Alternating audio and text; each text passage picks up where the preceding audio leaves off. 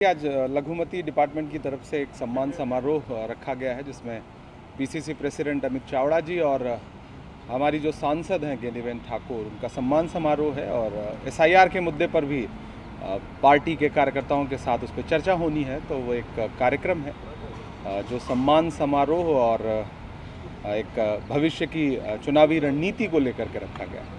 3 से 4 लोगों की मौत, आपने एसआईआर की बात की, यहाँ पे निधन हुआ है। एसआईआर गुजरात की अगर हम बात करें, उसमें जितने भी शिक्षक थे उन्हें इस काम में लगाया गया, कुछ अपने अपनी वजूहत रहे हैं उसके, पर कुल मिला के 3 से 4 लोग, पाँच की डेथ हुई है। क्या आप कहेंगे इसके ऊपर? देखिए, एसआईआर जिस तरह से मौत की खबरें पूरे देश से, सिर्फ गुजरात ही नहीं बल्कि उत्तर प्रदेश से लेकर के बाकी राज्यों में भी, पश्चिम बंगाल में भी जिस तरह से लोगों की मौत हो रही है, बीएलओज़ की मौत हो रही है, जहर खा ले रहे हैं लोग, वो बताता है कि किस तरह से चुनाव आयोग दबाव बना रहा है और किस तरह से एक ऐसा टास्क उनसे पूरा करवाना चाहता है कि जो शायद वो पूरा करने में असमर्थ नहीं है। ऐसे में इस पूरी खूनी प्रक्रिया को चुनाव आयोग को एक बार समझना पड़ेगा कि आपकी कोई भी प्रक्रिया इतनी जल्दबाजी में क्यों है, जिसमें अब तक 26-27 बीएलओज़ और उससे जुड़े एसआईआर से जुड़े अधिकारियों की मौत हो चुकी है। और गुजरात में भी 5 मौतें संज्ञान में आई हैं। ये बहुत ही शर्मनाक है। चुनाव आयोग को इस पे जवाब देना पड़ेगा। इमरान जी, अभी गुजरात बिहार में खास करके कांग्रेस की हार हुई है, तो कहीं ना कहीं एसआईआर पे ठिकरा फोड़ा जा रहा है, तो इस पे आप देखिए, ठीकरा फोड़ने वाली बात नहीं। चुनाव से पहले राहुल जी ने एसआईआर को लेकर के सवाल खड़े किए, विपक्ष ने सवाल खड़े किए, जितनी बड़ी संख्या में लोगों के नाम काटे गए उनको लेके पहले दिन से प्रश्न रहा है। चुनाव से पहले, चुनाव की हार जीत अपनी जगह है, लेकिन पूरा विपक्ष एकजुट होकर के एसआईआर के मुद्दे को लेकर के लगातार सवाल खड़ा कर रहा है। और जिस तरह से चुनाव आयोग उन सवालों से बच रहा है या उनका जवाब दे रहा है, तो बिल्कुल राजनीतिक मौजूदा सरकार के प्रवक्ता की तरह से जवाब दे रहा है, वो गलत है। एक स्वतंत्र संस्था चुनाव आयोग, जिसकी विश्वसनीयता इस देश में लोकतंत्र की बुनियाद है, उसकी विश्वसनीयता बची रहे, विपक्ष वही प्रयास कर रहा है। लेकिन चुनाव आयोग को ये समझना पड़ेगा कि सरकारें आती जाती रहती हैं। आपका काम है लोकतांत्रिक प्रणाली में, चुनावी प्रक्रिया में जनता का विश्वास बरकरार रखना, जो इन दिनों आप रखने में असमर्थ रहे हैं। इमरान जी, एक सवाल बिहार इलेक्शन से जुड़ा हुआ है। जैसे कि राहुल गांधी ने 3 प्रेस कॉन्फ्रेंस करके अलग अलग स्टेट्स में बताया कि कैसे वोट चोरी हुई।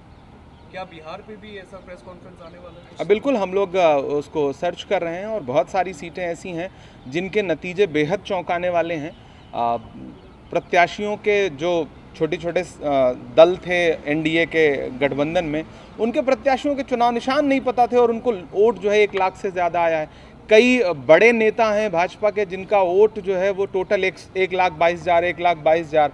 कई ऐसे जीते हुए प्रत्याशी हैं जिनका एक फिक्स संख्या है, लगभग उसके आसपास लोगों के वोट हैं।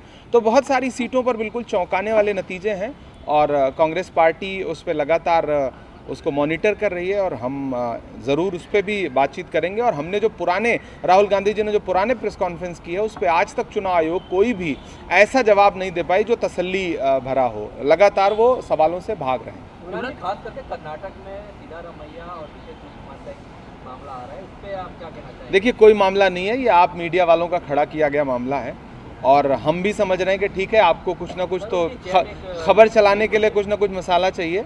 वहाँ पर डीके शिवकुमार जी कांग्रेस के समर्पित नेता हैं, सिद्धरमैया जी अभी मुख्यमंत्री हैं वहाँ पर, और सरकार शानदार तरीके से चल रही है। ये ज़बरदस्ती का मीडिया का खड़ा किया गया प्रोपेगेंडा, कोई झगड़ा नहीं है। खुद राष्ट्रीय अध्यक्ष मल्लिकार्जुन खड़गे जी कर्नाटक से हैं, तो कर्नाटक कांग्रेस में, कर्नाटक की सरकार में कहीं कोई दिक्कत नहीं है, कोई परेशानी नहीं है। ये सिर्फ मीडिया का प्रोपेगेंडा है। इमरान जी, गुजरात में आप आए, गुजरात में भी एक मुद्दा चल रहा है दारू और ड्रग्स का। आपके विधायक है जिग्नेश मेवानी जी, उन्हें बोला है कि दारू और ड्रग्स मिल रहा है पुलिस के पट्टे उतारने की। इन वजह से पुलिस परिवार जो है विधायक के सामने पड़े, पूर्व आईपीएस है वो भी सामने आ रहे हैं। डिप्टी सीएम पर भी बहुत गंभीर आक्षेप उन्होंने लगाया, क्या कहोगे? देखिए, विधायक ने क्या कहा और पुलिस ने पलट के क्या कहा, इससे ज़्यादा ज़रूरी है कि विधायक ने जो मुद्दा उठाया है वो मुद्दा क्या है। वो मुद्दा है ड्रग्स का, वो मुद्दा है शराब का। पूरा देश जानता है, दुनिया जानती है, गुजरात ड्राई स्टेट है, लेकिन इसी गुजरात में हज़ारों हज़ार करोड़ की ड्रग्स पकड़ी जा रही हैं और उनमें कौन गिरफ्तार हो रहा है, कौन भेज रहा है, कौन मंगवा रहा है, इसकी तह तक सरकार न जाने की कोशिश कर रही है, न इस पर बात कर रही है। ऐसे में वो ज़बरदस्ती का एक प्रकरण खड़ा न किया जाए, जबकि हमें ये कहना है और पूरी कांग्रेस पार्टी को ये कहना है कि गुजरात के युवाओं को नशे की लत से कैसे बचाया जाए। विधायक ने एक इनिशिएट किया है, बाकी स्टेट की जनता भी उससे जुड़ रही है और ये मुद्दा बहुत महत्वपूर्ण है। मैं पूरे बिहार के लोगों से कहूँगा कि अपने बच्चों को गुजरात, बिहार दोनों स्टेट में इसलिए जोड़ रहा हूँ कि दोनों जगह शराबबंदी और दोनों जगह इसी तरह का मामला आता है और दोनों जगह भाजपा की सरकार है कि आप कहीं भी घूमें, आप जहां चाहेंगे आपको शराब मिल जाएगी। बाकायदा खुले में बिहार में कई प्रकरण इस तरह के आए, गुजरात में भी यही स्थिति है।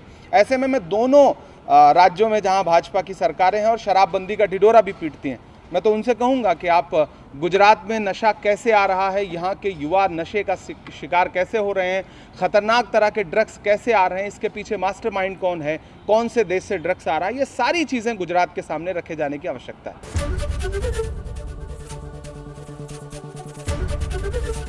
एबीपी गंगा, खबर आपकी, जुबान आपकी।